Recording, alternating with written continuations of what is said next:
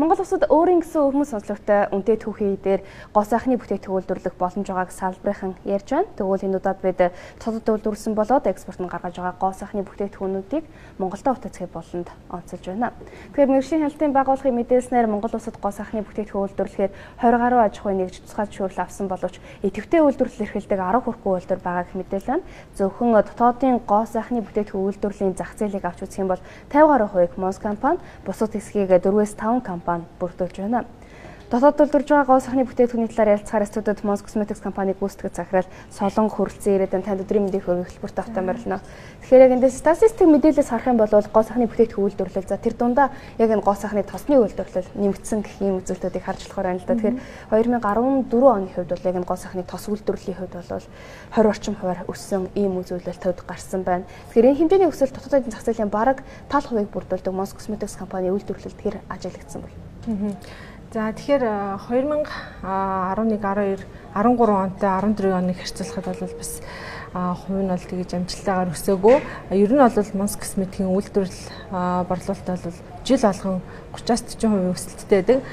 2014 оны хувьд гэх юм бол бас тэр хэмжээнд арай хүрч таагүй нэг 25-30% өсөлттэй байсан.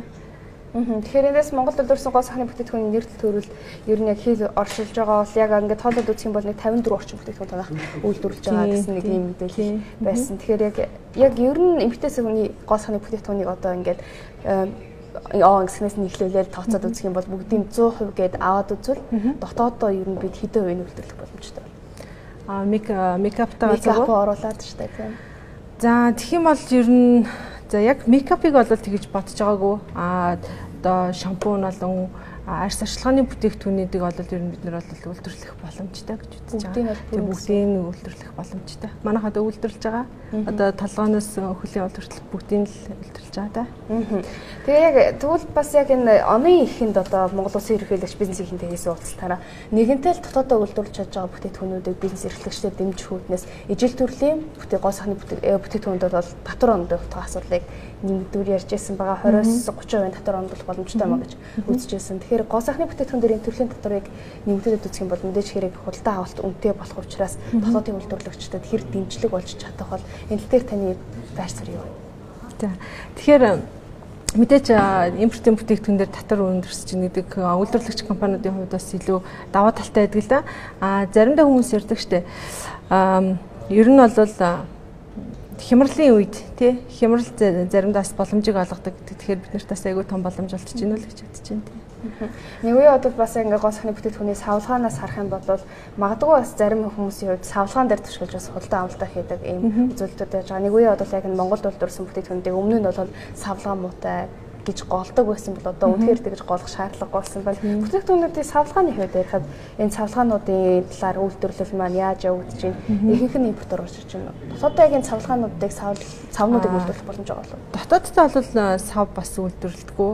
Одоо бүх юм нөгөө нэг тэгээ гадаадаас ингээл түүхий идэ хүртэл ингэж гаднаас авчирдаг. Тэгэхээр харахандаа Монголд бол гоо сайхны бүтээгдэхүүний ийм хуванцар савнуудыг бол үйлдвэрлэх арай болоогүй байгаа юм болол гэж бодож байна.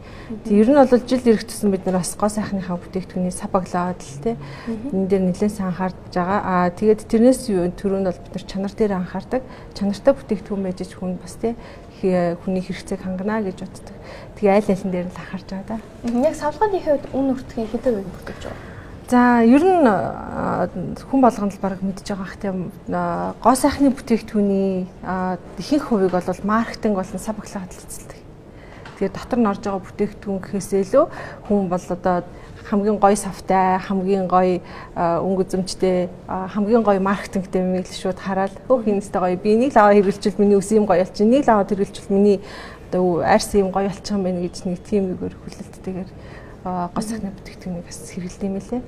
Тэгэхээр цаашд бол энэ дээр нэлээд анхаарч ажиллах. Тэгээ худалдаа авахчдын хувьд бол доторх нь нэг чухал биш байдаг байна шүү дээ. Эндээс хамгийн ихэд тий өнгө үзэмжээ хардаг. Дараа нь бол үнэрлж үздэг. Тий бүтээгдэхүүнийг үнэрлж үзээд энийг гоё үнэртэй ангуут нь авч хэрэглэдэг. За авч хэрэглээд үнэхээр энэ хүн таалагдах юм бол байнгын худалдаа авахчаа бид нэр олчлоо л гэсэн. Яг одоо таны ярьж байгаа салгооны үед коллагентэй гэдгээр бас онцлог болж байсан. Яг энэ коллагеныг бас монголчууд бас малаасаа гаргах боломжтой гэж ярьж байсан. Монсын үед яг энэ түүхийдээ яг энэ биогенд орсон коллагеныг бас малаасаа яг өөрсдийнхөө түүхийдээс дотоодоос ашиглаж байгаа. Үгүй энэ коллагеныг бол бид нэр одоо сарахандаас яг малаас гаргаж авч чадахгүй байгаа. Бид нэр одоо энэ бүтээгдэхүүнд орж байгаа коллагеныг Солонгосоос авдаг. Тэгээ энэ нь болохоор бас юугаар малын одоо яснаас гаргаж авсан. Ер нь яг түүхийн идүүдээ яг бүтээгдэхүүнийхээ түүхийн идүүдийг дотоодоос авах боломж хэр байна? Яг одоо хэдэн хувийн дотоодоос авж байна? Монгол тосны онцлогийг харах юм бол яг тосон суурьтай гэдгээр их онцлогтой, боловсруулалтын хувьд ийм онцлог байдаг гэж ярьж байсан шүү дээ. Тийм. Тэгэхээр манай нөгөө шүний тос гэдэг жилийн тос маань бол юу яг одоо хоньны нэхийнээс гаргаж авдаг ийм тос байгаа. Энэ нь болохоор ланолин гэдэг. Энэ ланолин бүтээгдэхүүн маань ланолин маань өөрөө хүний арсанд ороод маш сайн хичээл болон чигийг өгч чаддаг. Тэрнгээр илүү даваа талтай. Манай Монс косметикийн бүтээгдэхүүнүүд бол ер нь бүгдээрээ байгалийн гаралтай, мал амтны гаралтай бүтээгдэхүүн байгаа. Ганг гэд манай одоо нүүр арьс ашиглааны бүтээгдэхүүн байгаа. Батхны эсрэг болон туслаг арьстай хүнд зориулсан.